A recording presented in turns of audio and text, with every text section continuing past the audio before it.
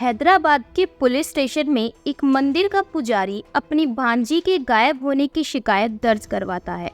मामले की जांच को आगे बढ़ाया जाता है तो ऐसे खुलासे होते हैं कि पुलिस वाले भी देखकर हैरान रह जाते हैं। यहाँ तक कि रिश्ते भी शर्मसार हो जाते हैं। एट द एंड लोग लड़की के साथ हुए सभी जो हादसे थे उनको सही बताते हुए उसके कर्मों का फल बताने लगते हैं। तो चलिए जानते हैं क्या है पूरी कहानी जिसकी वजह से लड़की की मौत को उसके कर्मों का फल बताया गया। 5 जून 2023 एक मामला पुलिस स्टेशन में आता है। हैदराबाद के Rajiv Gandhi international airport police station के सभी पुलिसकर्मी जब अपने अपने कामों में व्यस्त थे, तभी एक व्यक्ति जिसके शरीर पर सफेद वस्त्र, माथे पर तिलक लगाए हुए पुलिस स्टेशन पहुंचता है। पुलिस वालों को ये व्यक्ति अपना नाम अय्यागिरी साई कृष्णा बताता है, जो कि उम्र में लगभग 36 साल का था। अब साई कृष्णा ने पुलिस वालों को कहा कि मैंने अपनी 30 साल की भांजी कुरुंगती अप्सरा को शमशाबाद इलाके के करीब 2 दिन पहले यानी कि 3 जून 2023 को ड्रॉप किया था। पुलिस वालों को कृष्णा साई खुद को सरोर नगर इलाके के मंदिर का एक पुजारी बताता है। मामला लड़की के गायब होने का था तो पुलिस वाले तुरंत एक्शन में आ जाते हैं। जांच पड़ताल शुरू की जाती है। अब क्योंकि पुजारी ने बयान दिया था कि आखिरी बार अप्सरा उसी के साथ बाहर गई थी, इस बात की सच्चाई जानने के लिए पुलिस वाले अप्सरा की मां से पूछताछ करते हैं। अप्सरा की मां ने भी वही स्टेटमेंट दी जो कि अप्सरा के मामा ने बताई थी। अब पुलिस वाले अप्सरा के पिकअप लोकेशन से अय्यागिरी द्वारा बताए हुए ड्रॉप लोकेशन को मार्क करते हैं। इन दोनों लोकेशन के बीच जितनी भी सीसीटीवी फुटेज थी सबको चेक किया जाता है। दोनों लोकेशन के बीच डिस्टेंस 21 किलोमीटर की थी। शुरुआत में तो जांच में पता चला कि 21 किलोमीटर में सैकड़ों कैमरे आते हैं। अब अप्सरा का पता लगाने के लिए यह जरूरी हो गया था कि सभी कैमरास को चेक किया जाए।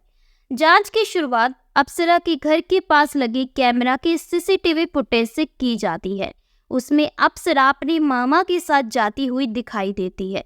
पुलिस वाले ड्रॉप लोकेशन के सीसीटीवी फुटेज को चेक करने के लिए इलाके के आसपास सभी फुटेज की छानबीन करते हैं, लेकिन एक भी फुटेज में कहीं भी अप्सरा को ड्रॉप नहीं किया गया।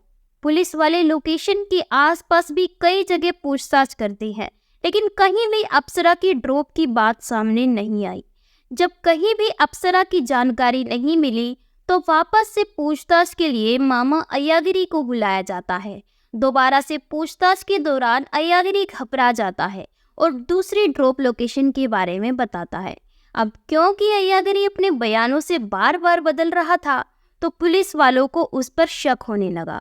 अय्यागिरी लगातार अपने बयानों से बदल रहा था।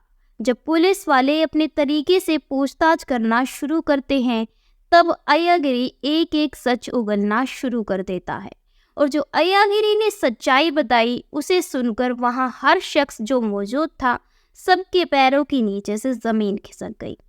अय्यागिरी पुलिस वालों को बताता है कि उसने अपनी भांजी अप्सरा को कहीं भी ड्रॉप किया ही नहीं, बल्कि उसे मारकर फेंक दिया।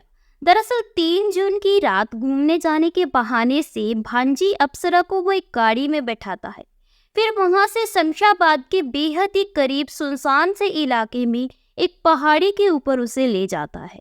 वहां दोनों में किसी बात को लेकर बहस होती है। तब मामा अय्यागिरी एक पत्थर उठाता है और अपनी भांजी के मुंह पर जोर से वार करता है। एक बार नहीं बल्कि बार बार लगातार मामा अपनी भांजी के फेस पर पत्थर से वार किए जा रहा था और इसी बीच बड़ी बेरहमी से अप्सरा की मौत हो जाती है। अपनी भांजी की जान लेने के बाद अय्यागिरी लाश को ठिकाने लगाने की चिंता करने लगता है।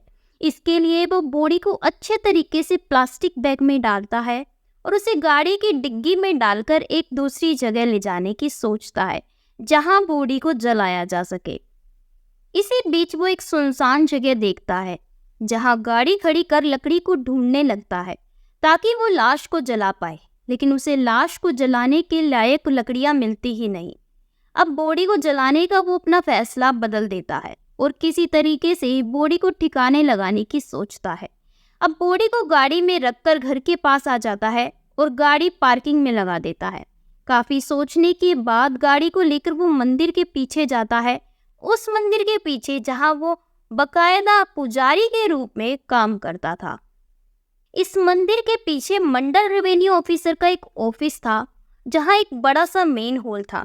अय्यागिरी अब अपने मौके के इंतजार में था। जैसे ही वहां पर सन्नाटा होता है, तभी अय्यागिरी अपनी गाड़ी लेकर वहां पर चला जाता है। मौका मिलते ही अप्सरा की बॉडी उस मेन होल में डालकर उसे बंद कर देता है।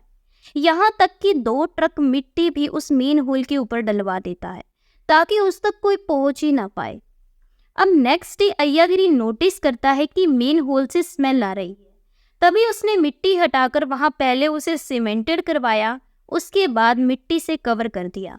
अब अय्यागिरी खुश हो जाता है कि उसने जिस तरीके से बॉडी को ठिकाने लगाया वो कभी पकड़ा नहीं जाएगा। लेकिन दिक्कत ये थी क्योंकि अय्यागिरी जानता था कि उसकी बहन जानती है अप्सरा उसी के साथ आखिरी बार बाहर गई थी, तो शक सीधा उसी पर जाएगा। इसलिए अय्यागिरी खुद ही पुलिस स्टेशन में जाकर अपनी भांजी के झूठी गायब होने की खबर लिखवा देता है। लेकिन झूठ के पांव ज्यादा लंबे तो होते नहीं हैं, इसलिए अय्यागिरी पकड़ा जाता है। लेकिन अब पुलिस वालों के सामने सवाल ये था कि आखिर क्यों कोई मामा अपनी ही भांजी का इतनी बेरहमी से कत्ल करेगा।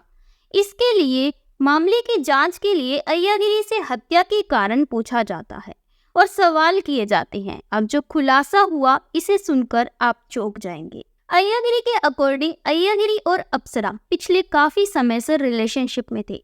दोनों एक दूसरे को पसंद करते थे और प्यार इतना बढ़ जाता है कि दोनों का प्यार परवान चढ़ जाता है। इसी बीच अय्यागिरी को पता चलता है कि अप्सरा प्रेग्नेंट हो गई है। अब अप्सरा अय्यागिरी पर दबाव बनाने लगती है कि जल्द से जल्द शादी कर ले। लेकिन अय्यागिरी पहले से शादीशुदा इंसान है, उसके 2 बच्चे भी थे और ये बात अप्सरा पहले से जानती थी। अय्यागिरी अप्सरा को समझाने की कोशिश करता है, लेकिन अप्सरा कहती है कि अपनी पत्नी को छोड़कर वो उससे शादी कर ले। अब अय्यागिरी बार बार शादी से इनकार करता है और अय्यागिरी की समझाने के बाद अप्सरा अपना अबॉर्शन करवा लेती है। अबॉर्शन के बाद भी अप्सरा की वही जिद रहती है, वो बार बार अय्यागिरी पर शादी का प्रेशर बनाती है और इसी से तंग आकर अय्यागिरी एक शैतानी प्लान बनाने लगता है। फिर 3 जून की रात लॉन्ग ड्राइव के बहाने अप्सरा को घर से बाहर निकालता है और एक पहाड़ी पर ले जाता है, उसे समझाने की कोशिश करता है। लेकिन अप्सरा किसी भी तरीके से समझने के लिए तैयार नहीं होती। तभी वो इस वारदात को अंजाम दे देता है। जब पुलिस वालों ने अय्यागिरी की फ़ोन हिस्ट्री चेक की तो उसमें भी ये सर्च किया गया था, how to kill human being. अब जैसे जैसे जांच आगे बढ़ती है तो ये बात हर जगह मीडिया में खबर फैलने लगती है और जैसे ही ये खबर तमिलनाडु तक पहुंचती है तो अप्सरा से जुड़ा एक बेहद शॉकिंग खुलासा होता है। तमिलनाडु की रहने वाली धनलक्ष्मी अब मीडिया के सामने खुलासा करती है। उसने बताया कि अप्सरा उसकी बहू है और बहू की वजह से उसके बेटे ने सुसाइड कर ली थी। अब जांच हुई तो पता चला कि कुछ साल पहले ही अप्सरा की शादी कोयम्बटूर के रहने वाले सॉफ्टवेयर इंजीनियर कार्तिक राजा से हुई थी। कार्तिक एक बड़ी सी कंपनी में काम करता था। कार्तिक की मां ने बताया कि कुछ समय बाद ही अप्सरा की मां भी उसके घर रहने के लिए आ गई थी। तब अप्सरा और उसकी मां कार्तिक का सारा पैसा बेफिजूली में उड़ाने लगी थी, जिसके चलते कार्तिक को फाइनेंशियली कंडीशन वो खराब हो चुकी थी। 25 लाख रुपए का लोन तक उसने ले लिया था। अब कार्तिक पर ज्यादा पैसा देने के लिए माँ बेटी दबाव बनाने लगी थी, जिसके चलते कार्तिक मेंटली टूट जाता है और पैसा देने से मना कर देता है। इसी बीच माँ बेटी दोनों कार्तिक पर दहेज का केस बनवा देती है। पुलिस वाले कार्तिक को अरेस्ट करते हैं और 15 दिन बाद जमानत पर कार्तिक बाहर आ जाता है और शर्मिंदगी की वजह से वो सुसाइड कर लेता है। माँ बेटी वहां से भागकर हैदराबाद आ जाती हैं और माँ बेटी को लगता है कि अब उन्हें कोई नहीं पकड़ पाएगा। लेकिन दोस्तों कहते हैं ना, कर्मा कम्स बैक। तो दोस्तों ये कहानी अप्सरा की मौत पर खत्म हो जाती है। ये तो थी अप्सरा की कहानी। ऐसी ही और इंटरेस्टिंग और क्राइम स्टोरीज को देखने के लिए अभी हमारे चैनल को सब्सक्राइब कर लीजिए।